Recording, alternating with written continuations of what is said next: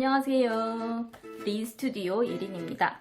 오늘은 제가 2020년 작년이죠. 한국에서 인기몰이를 했던 그리고 지금도 넷플릭스에서 수많은 애청자를 보유하고 있는 중국 드라마 산시얼의 겨우서른에 대해서 이야기를 해보려고 합니다.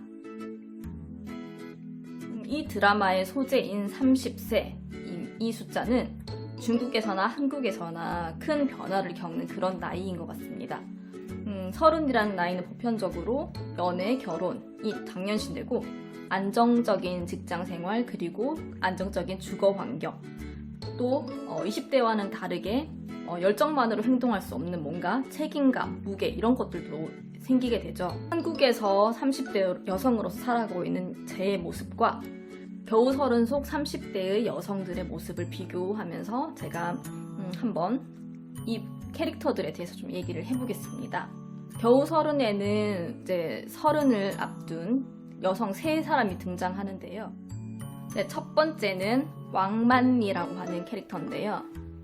왕만리는 지방 출신으로 상해에서 샹하이에서 직장을 잡아서 어느 정도 경력과 직책이 있는 그런 상황입니다.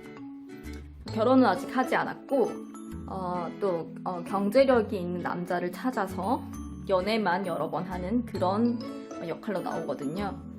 근데 왕만리 이 캐릭터가 지금 저의 상황과 제일 비슷한 상황입니다. 저 역시 한국에서도 지방 출신인데요. 한국에서도 지방 출신의 사람이 서울인 수도로 와서 자리 잡는 것이 쉽지가 않습니다. 일단 월급의 절반 정도로 월세 그리고 관리비 등으로 이제 써야 되고요. 그러다 보니까 이제 남는 게 많지가 않거든요. 저축도 많이 못하고. 그래도 최근에 한국에서는 이런 청년들에게 주거 환경을 이제 좀 양호한 주거 환경을 제공하기 위해서 공공주택이라는 것을 많이 건설하고 있어요. 그래서 이런 부분의 사회 문제를 좀 해결하고 있는 상황입니다.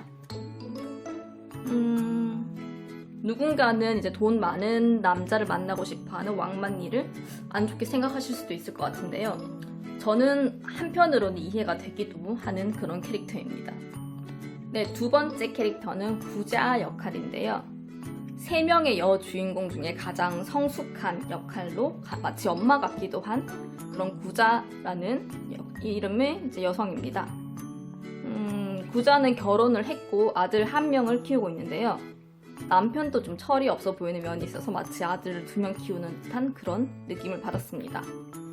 구자의 모습을 통해서는 워킹맘의 고충을 느낄 수가 있었습니다. 한국 역시 여성들도 직장 생활을 통해서 누구누구 엄마가 아닌 자신을 찾고자 하는 사람들이 점점 많아지고 있어요. 이런 상황 때문에 한국에서는 아이 양육에 대한 어려움이 젊은 부부 사이에서 사회 문제로 지금 떠오르고 있습니다. 극중 구자는 경제력이 있는 상황이라서 아이를 돌봐주는 사람을 고용하고 있지만 그마저도 마지막에 남편의 사업을 접으면서 이게 불가능해지고 결국에는 아이를 데리고 시골로 내려가서 살게 됩니다. 겨우 서른 후속편이 만약에 이후에 제작이 된다면 안부가 제일 궁금한 캐릭터 구자였습니다. 네, 세 번째 쫑小琴이라고 하는 캐릭터인데요. 구자와는 오랜 친구이고요. 어른스러운 구자와는 달리 어린 시절부터 부족함 없이 외동딸로 자라와서 아직은 철이 없기도 한 그런 인물이에요. 또 부모님과 살다가 적절한 나이에 선을 봐서 일찌감치 결혼을 했거든요. 그래서 쫑小琴이 캐릭터를 통해서는 결혼 생활과 부부 문제를 집중적으로 볼 수 있었습니다. 한국은 혼인 연령이 점점 높아지고 있는 추세이거든요. 통계 자료에 의하면은 한국 여성의 경우 31살 정도 평균 30대 초반에 이제 첫 초혼을 하는 걸로 나타나 있습니다. 물론 겨우 서른 속의 쫑小琴처럼 20대에 결혼을 일찌감치 하기 위해서 선을 보는 사람들도 아직 있기도 합니다. 지방에서 살아봤던 제 경험상으로는 이런 성향의 사람들이 지방이 훨씬 많다고 느꼈습니다.